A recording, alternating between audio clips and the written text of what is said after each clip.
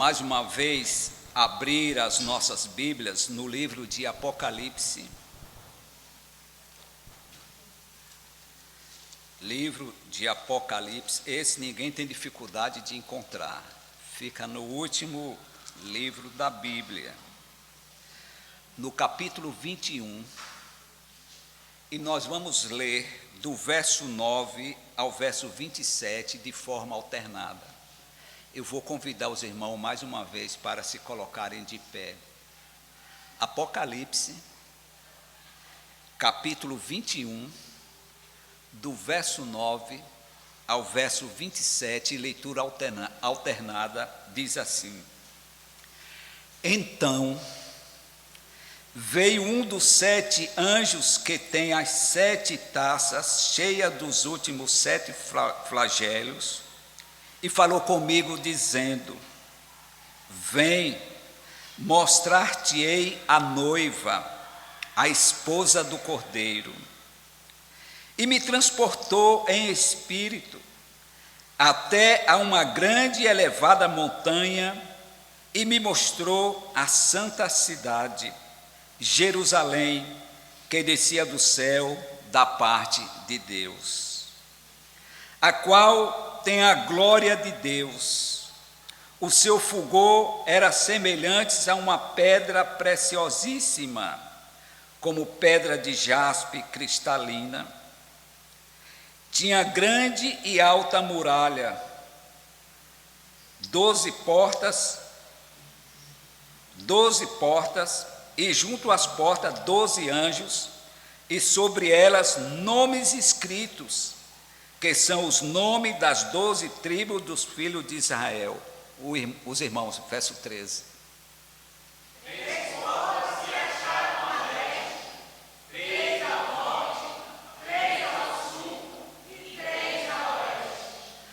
A muralha da cidade tinha 12 fundamentos, e estava sobre estes os 12 nomes dos 12 apóstolos do Cordeiro.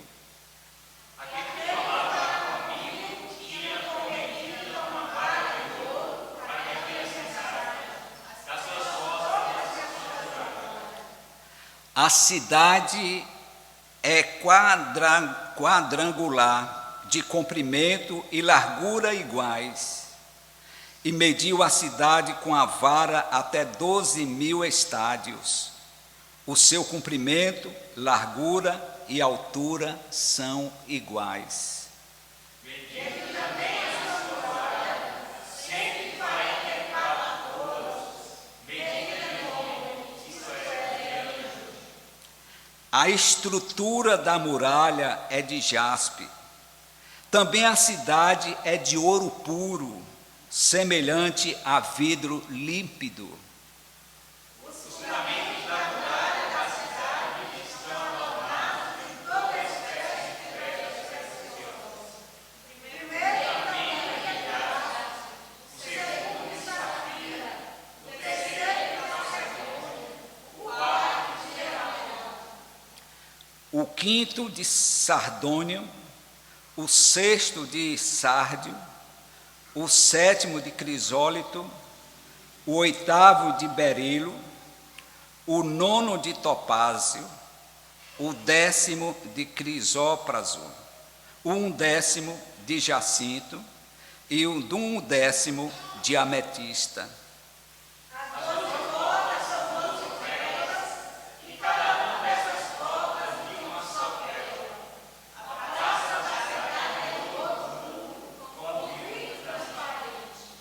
Nela não vi santuário, porque o santuário é o Senhor, o Deus Todo-Poderoso e o Cordeiro. A cidade não precisa nem do sol, nem da lua, para dar a claridade, pois a glória de Deus a iluminou, e o Cordeiro é a sua lâmpada. As nações andarão diante a sua luz, e os reis da terra lhe trazem a sua glória. As suas portas nunca jamais se fecharão de dia, porque nela não haverá noite. e lhe trarão a glória e a honra das nações.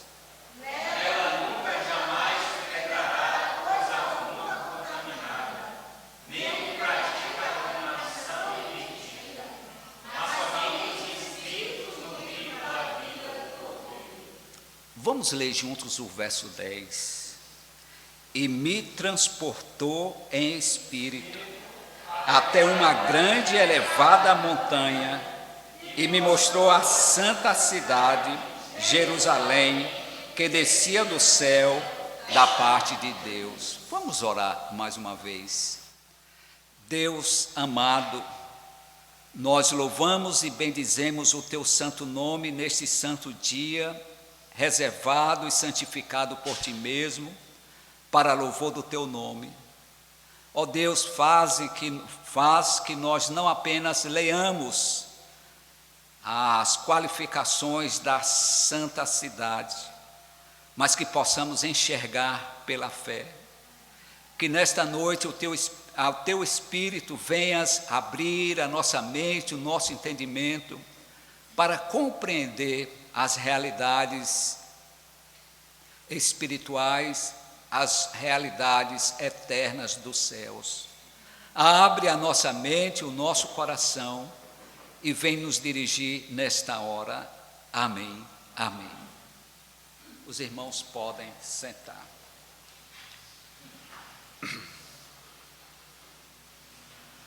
O livro de Apocalipse é um livro diferente dos demais livros da Bíblia. E como é que ele foi formatado? O apóstolo João, que é denominado o apóstolo do amor, fora desterrado, jogado numa ilha que era uma espécie de uma penitenciária. Para lá iam malfeitores, presos políticos, que era uma ida sem retorno.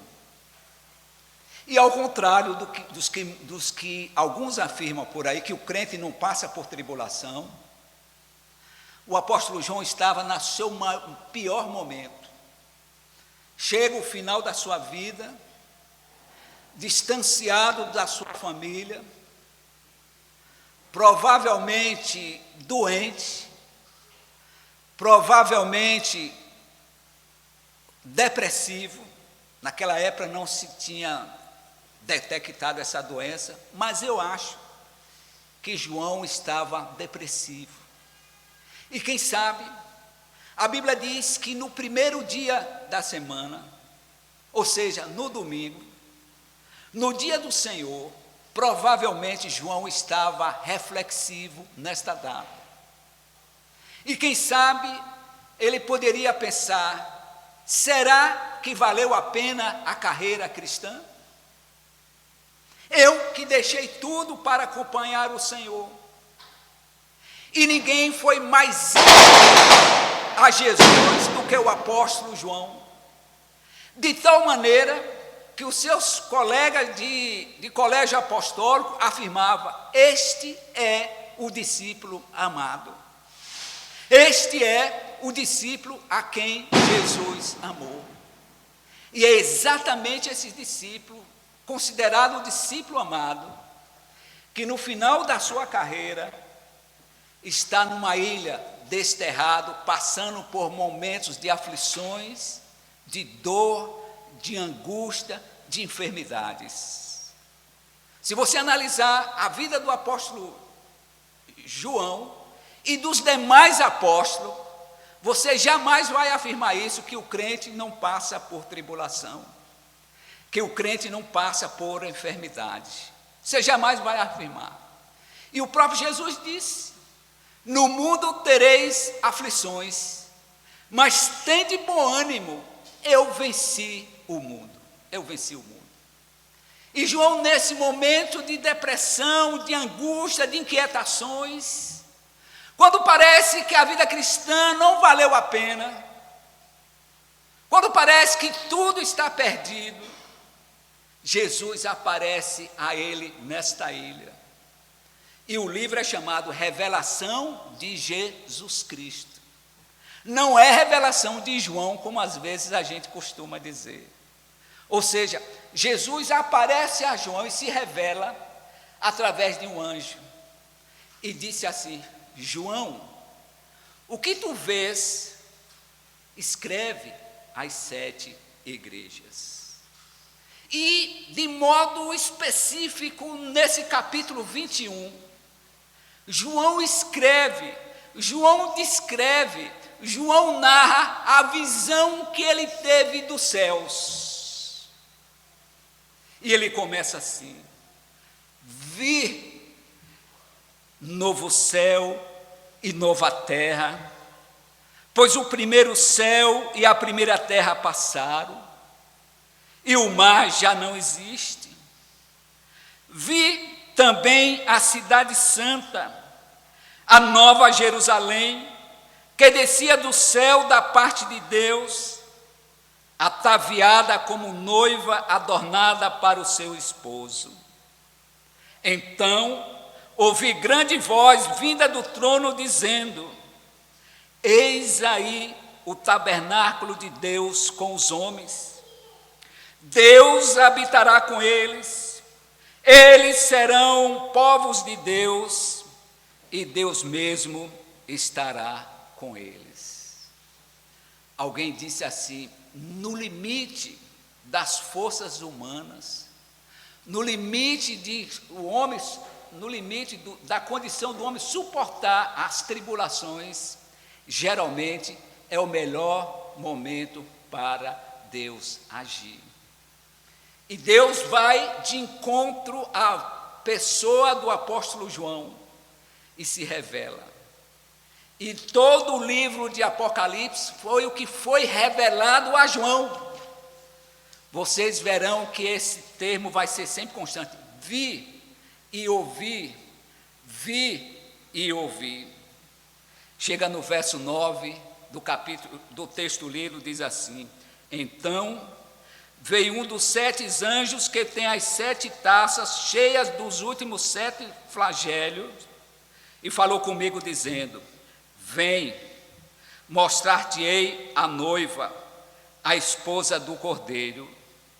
E me transportou em espírito até uma grande e elevada montanha, e me mostrou a santa cidade, Jerusalém, que descia do céu da parte de Deus.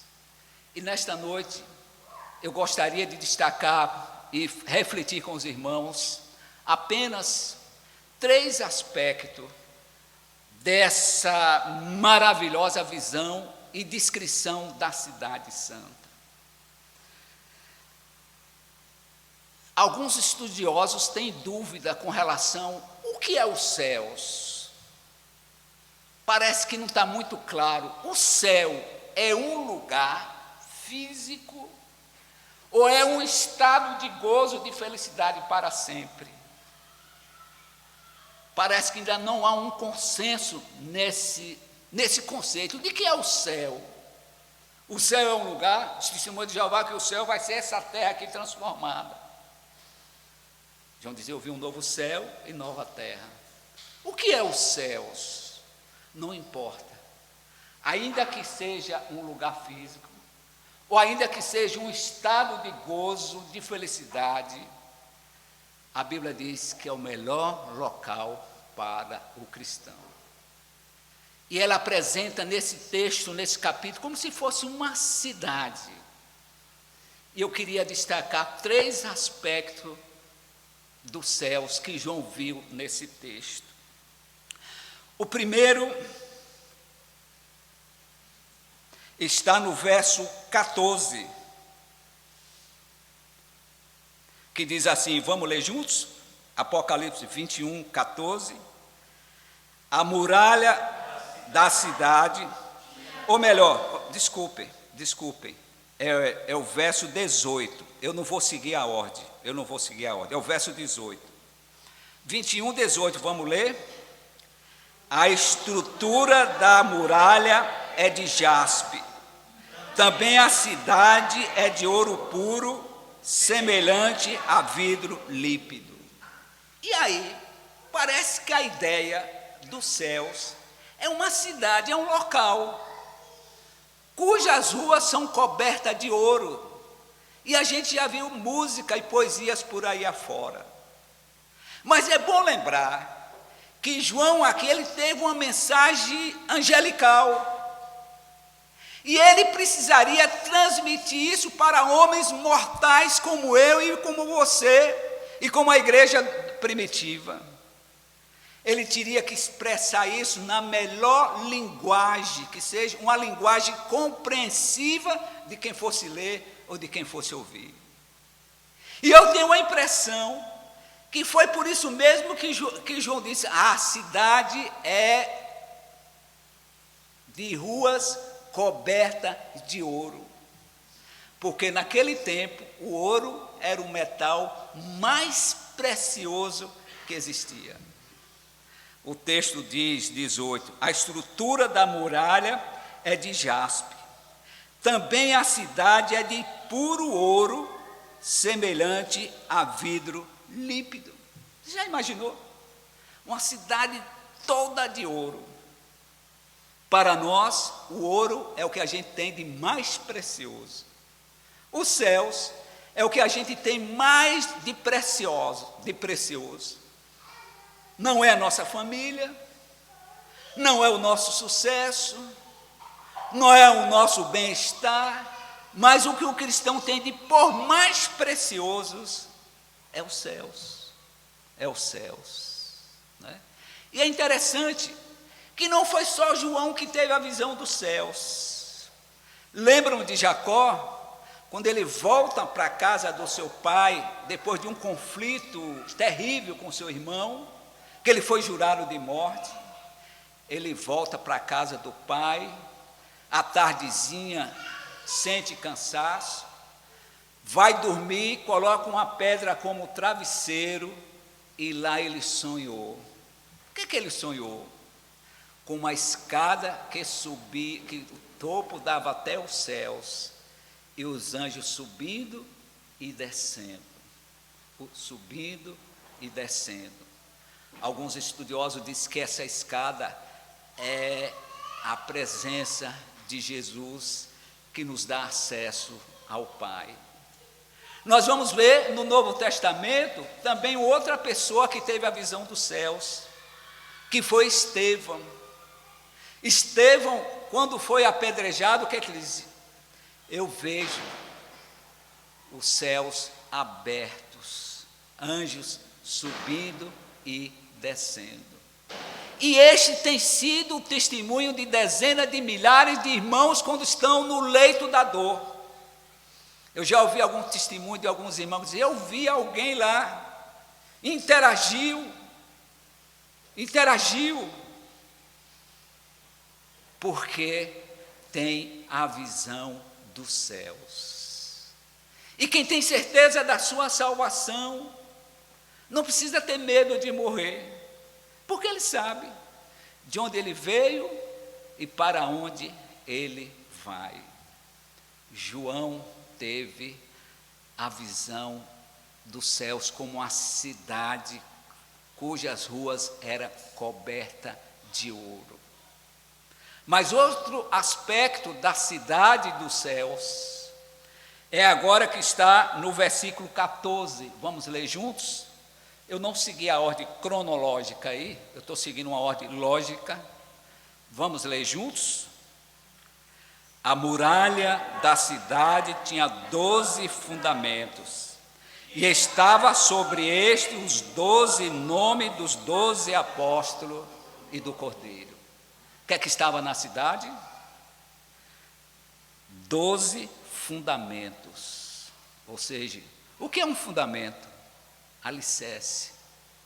Havia 12 alicerces naquela cidade. A cidade estava sobre 12 alicerces, 12 fundamentos.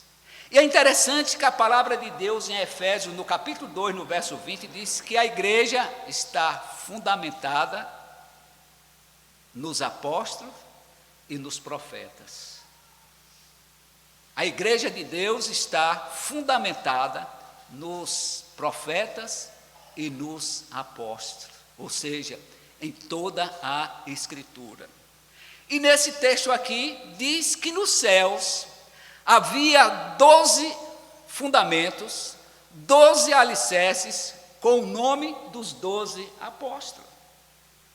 E no texto que nós acabamos de ler, no capítulo 12, vamos ler juntos? Tinha grande e alta muralha, 12 portas, e junto às portas 12 anjos, e sobre elas nomes escritos, que são os nomes das 12 tribos dos filhos de Israel. Aí fecha todo o povo de Deus, né? Fecha. O Velho Testamento é caracterizado pelas tribos de Jacó, as 12 tribos. Os 12 apóstolos é um segmento ou uma simbologia do Velho Testamento de 12 apóstolos. E nos céus há 12 fundamentos, 12 alicerces com o nome dos 12 apóstolos. Irmãos, nunca o ministério apostólico, os dons apostólicos foram tão abusados como nos dias atuais. Quem sabe, alguns por ignorância, quem sabe, alguns por falta de uma meditação mais aprofundada, mas alguns também por conveniências. Nunca na história da igreja o dom de apóstolo foi tão abusado. E alguns reivindicam para si o ofício de apóstolo e reivindicam para si as prerrogativas e o carisma dos apóstolos, e alguns até se estremecem, se escandalizam quando alguém diz os dons apostólicos passaram. Eu sou apóstolo. Aqui e acolá aparece gente se apresentando como apóstolo e reivindicando para si as suas reivindicações, as suas prescrições e o seu carisma. Será que nos dias atuais tem realmente este dom? Será que nos dias atuais tem pessoas que têm esse carisma como os apóstolos têm? Vamos ler só um texto. Vamos abrir em Atos no capítulo 5. Existem dezenas de textos, mas eu vou ler só esse texto por conta do nosso tempo. Atos capítulo 5, verso 12, vamos ler juntos? Muitos sinais e prodígios eram feitos entre o povo pela mão dos apóstolos.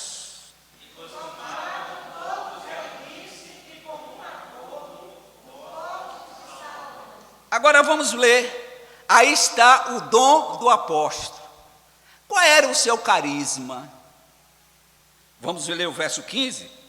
A ponto de levarem os enfermos até pelas ruas e os colocarem sobre os leitos e macas, para que ao passar Pedro, ao menos sua sombra se projetasse em algum deles. Tem algum profeta hoje que tem esse carisma? Não precisa nem orar. Pedro nem orava. As pessoas colocavam enfermos, doentes nos passeios com essa crença. Se pelo menos a sombra de Pedro passar, ele ficará bom. Vamos ver outro texto. Atos no capítulo 19. Atos capítulo 19.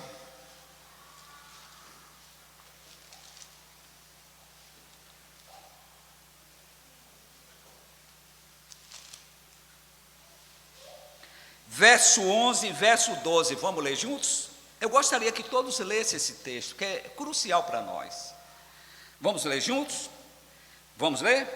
E Deus, pelas mãos de Paulo, fazia milagres extraordinários, a ponto de levar aos enfermos lenços e aventais do seu uso pessoal, diante dos quais as enfermidades fugiam das suas vítimas, e o espírito maligno se retirava.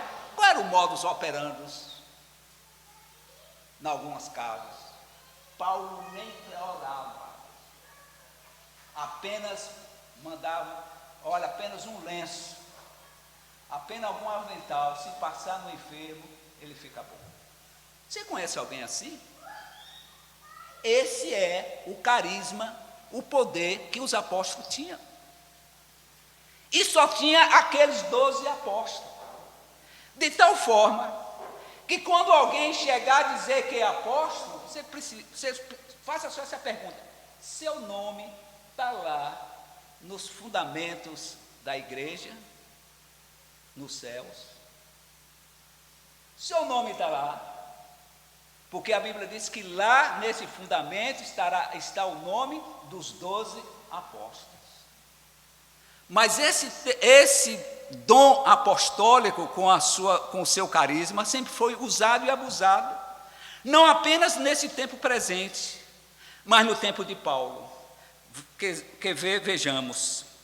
Abramos as nossas Bíblias em 2 Coríntios, no capítulo 12.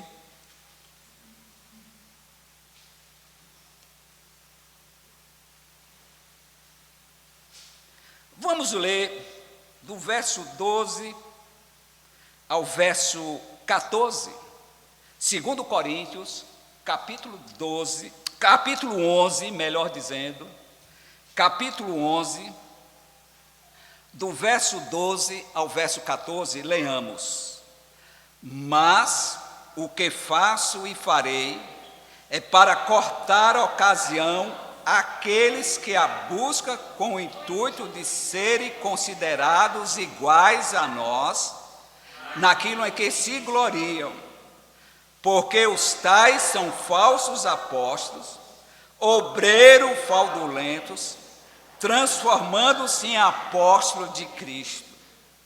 E não é de admirar, porque o próprio Satanás se transforma em anjo de luz. Então, Paulo diz que havia alguns que queriam ser apóstolos iguais aos apóstolos, e não são. E Paulo usa com todas as letras, porque os tais são falsos apóstolos, são obreiros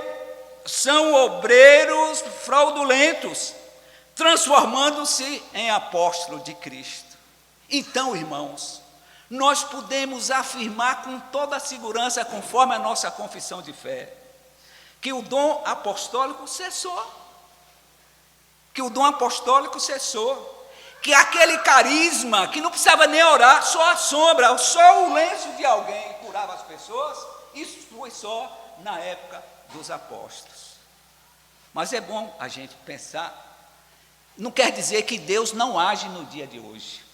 Ele age, Ele continua fazendo milagre.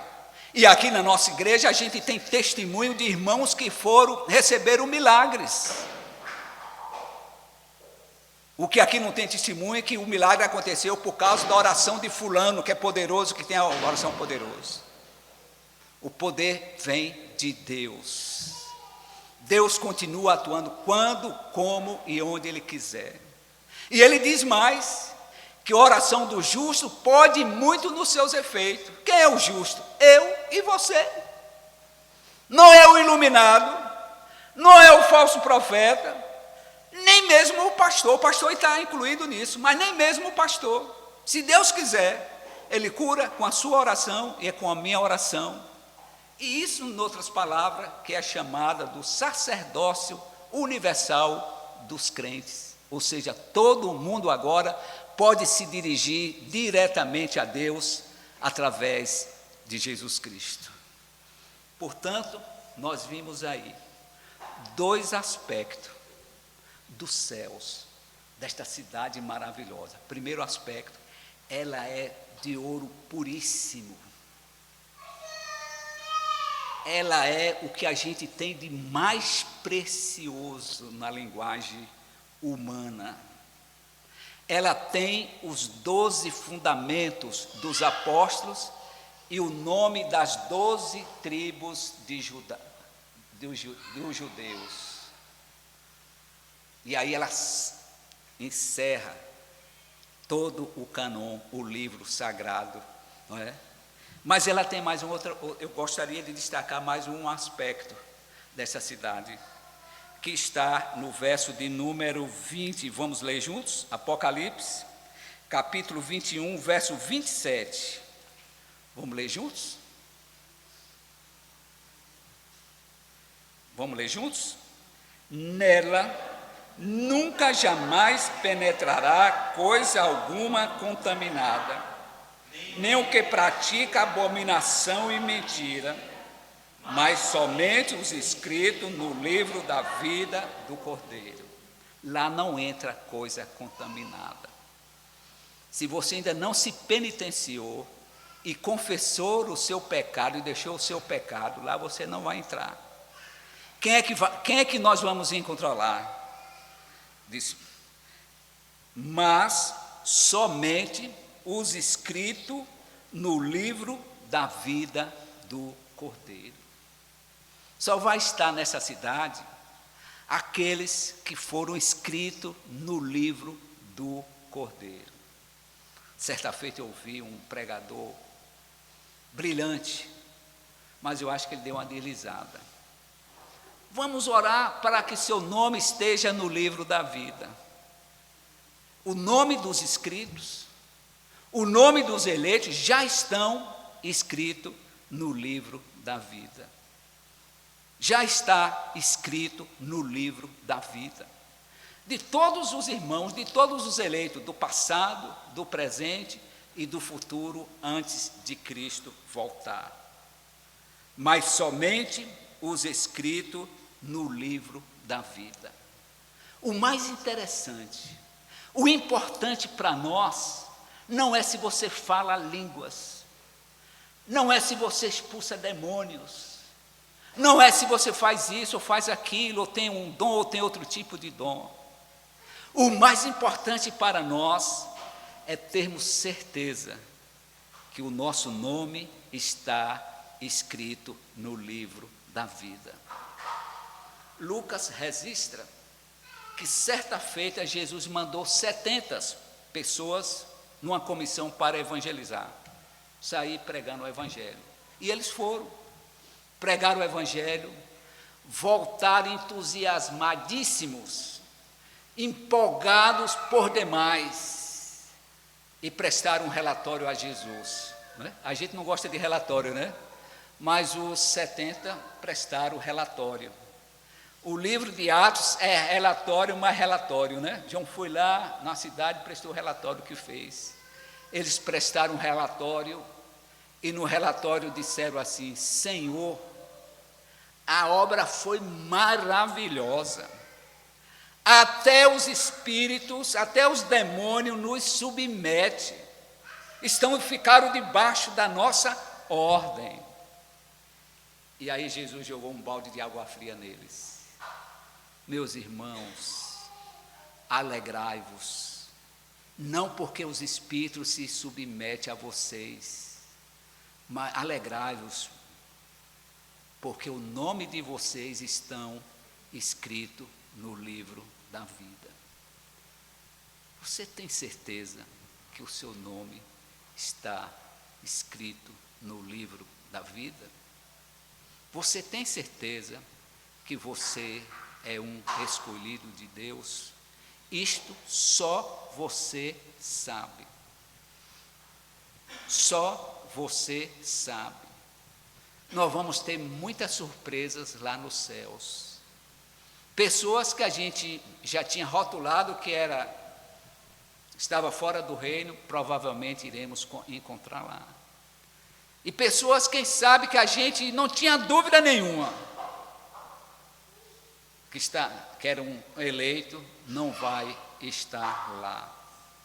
De tal forma que eu acho que a gente vai ter alguma surpresa lá.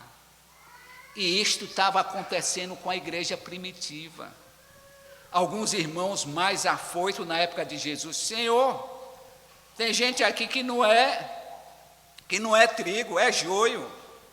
Vamos tirar, vamos cortar da igreja, vamos cortar da igreja. Jesus: não é bom fazer isso. Vamos deixar a ceifa para o Senhor fazer no dia da sua volta. Porque no intuito, na empolgação de cortar o joio, vocês podem cortar também o trigo. Deixe que o Senhor fará esta obra. Esta obra não é minha, meu irmão. Esta obra não é sua.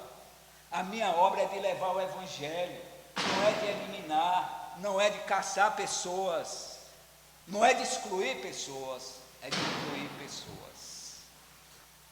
Que Deus nos ajude, que Deus nos abençoe e que nesta noite a nossa expectativa seja para os céus, que a gente possa perceber um lugar preciosíssimo que Deus tem reservado para nós, que a gente possa perceber os fundamentos dos apóstolos, o ensino dos apóstolos e o nome dos 12 apóstolos nos céus, mas acima de tudo, que você se sinta um eleito, um inscrito no livro da vida, porque lá só vão estar aqueles que estiverem com seu nome escrito no livro da vida.